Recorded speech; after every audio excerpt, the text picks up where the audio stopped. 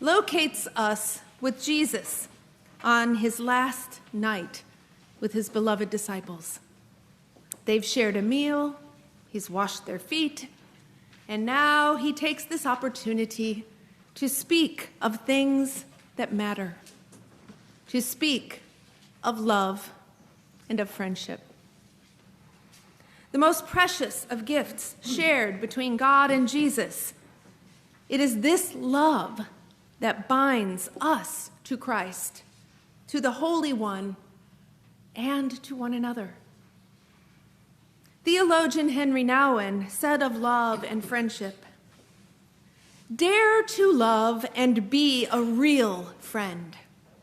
The love you give and receive is a reality that will lead you closer and closer to God, as well as to those whom God has given you to love."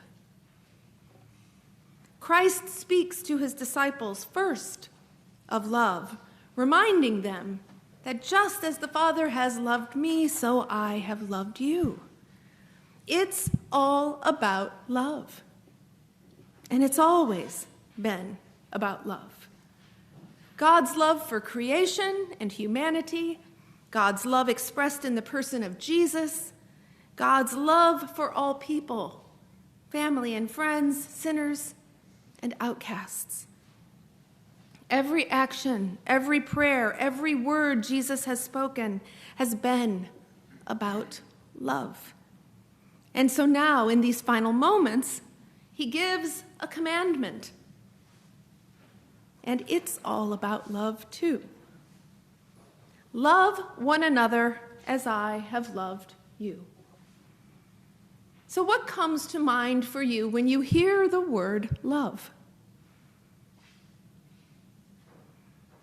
Maybe you think of the love that you have received or given.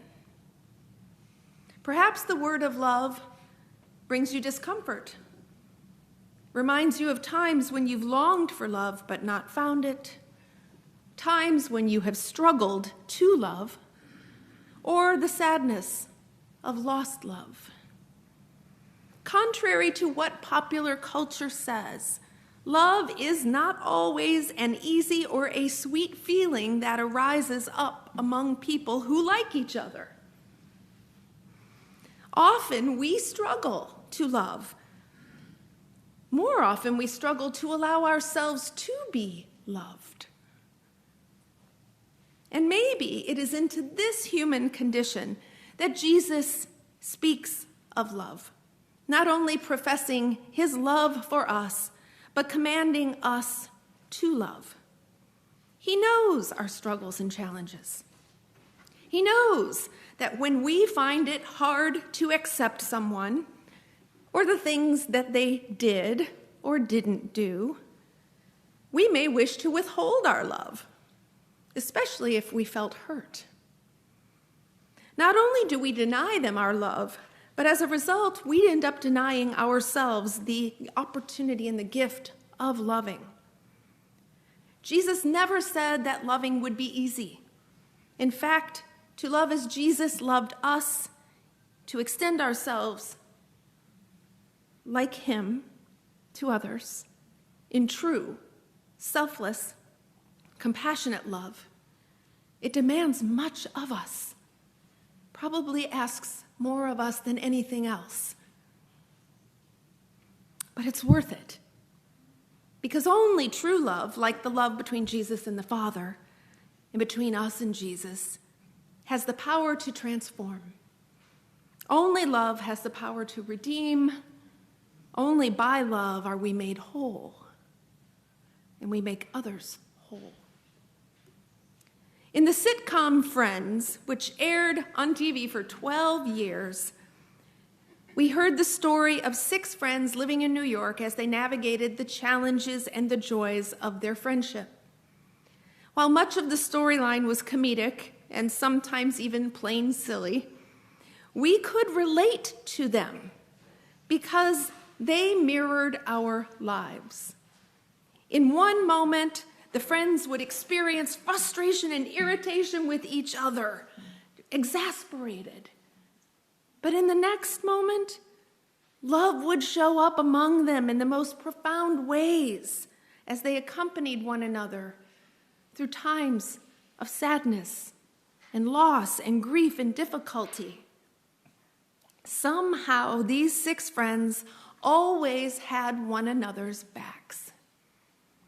And they always found their way back to the center of their friendship, the place where love was to be found. I wonder if that is what Jesus imagined when he called us friend and when he commanded us to love one another in friendship like he loved us. That we would sometimes falter, that we would sometimes be irritated with one another, that we would get angry, but that we would find our way back to love, back to the center. Along the disciples' shared journey, the relationship between Jesus and them was always one of love. And it grew and it transformed along the way, resulting in this moment when Christ not only extends love to them, but calls them friend. Like them, when we claim and hold Christ's love for us within us, the gift is that we get to know the joy of true friendship. Author James Baldwin said, "The longer I live, the more deeply I learn that love, whether we call it friendship or family or romance or community, is the work of mirroring and magnifying each other's light." Think about that. Love is at the center of Jesus' life. His whole ministry, his whole existence has been about mirroring and magnifying God's love so that the world might see it and be drawn to it. In those he most cherishes, including every one of us, he sees the beauty and the goodness of God. And as his disciples, we are called to mirror and magnify his love and to shine his light into the world, and then in friendship to encourage others to shine their light as well. This is the work of love. This is the work Christ calls us to do. Love is active. It is work. Each of us is called to partake in this beloved and holy work of God. To love one another as Jesus loved us as friend isn't just to receive and to embody the love of God, but it is to be people who strive intentionally and actively to share that love. Certainly loving Christ and loving others as Christ loved us can be challenging. Loving others as Christ loved us is not easy. We won't always get it right, but we can trust that love makes a difference. I'm sure you've heard the song, "They will know we are Christians by our love, by our love." Did you know it's true? The world has no way to know who the church is and who the members are and why we exist and what we are about if they do not experience love from us. How they see us and engage us is less about our buildings or our organ or our traditions or our worship, but so much more about the way in which we extend ourselves to others and how we show up in love. The first call we have is to love, to practice that love, to be people who are authentic in it, because people recognize love when it is authentic.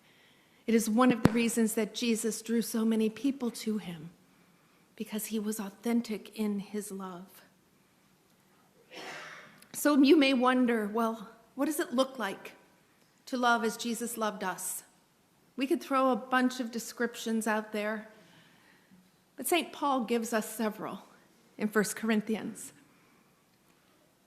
To love as Jesus loved us, we are to be patient, kind, not envious, not boastful, not proud.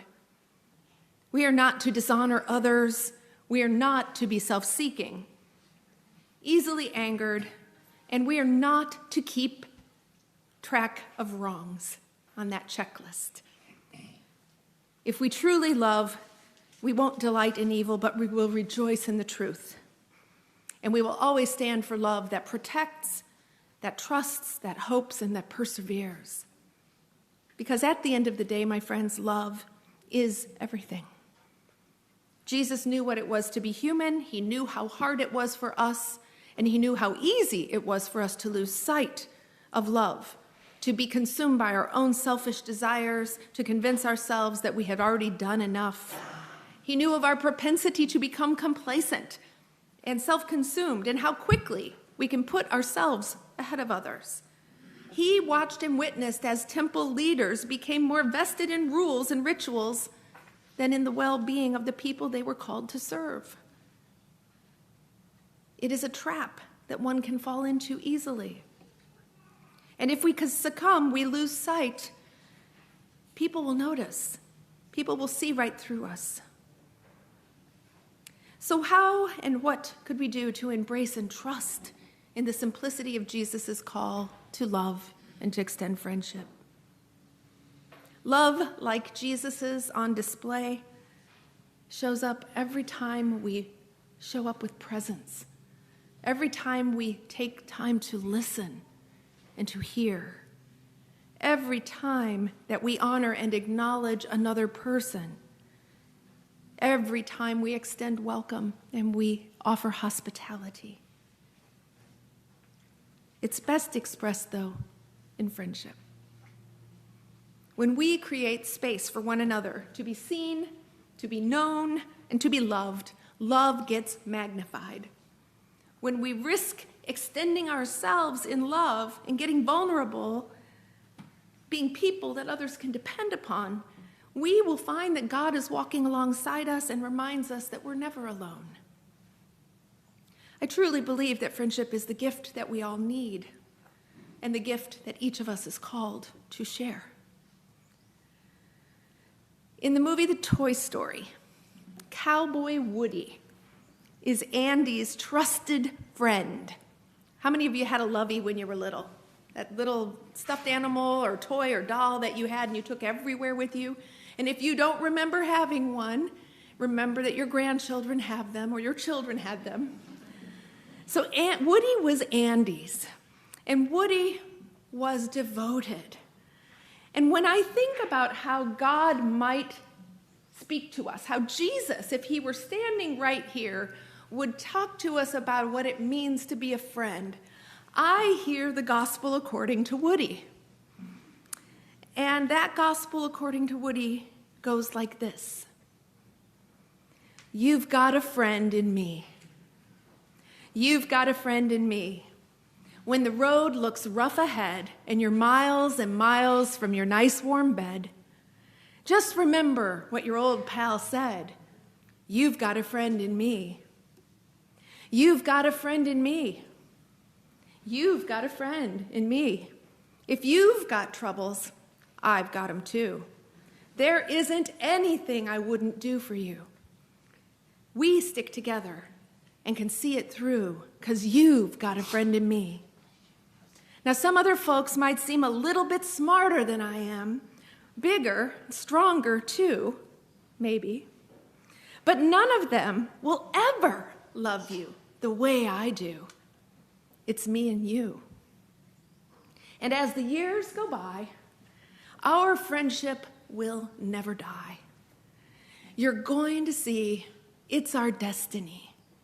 You've got a friend in me. Amen. Amen.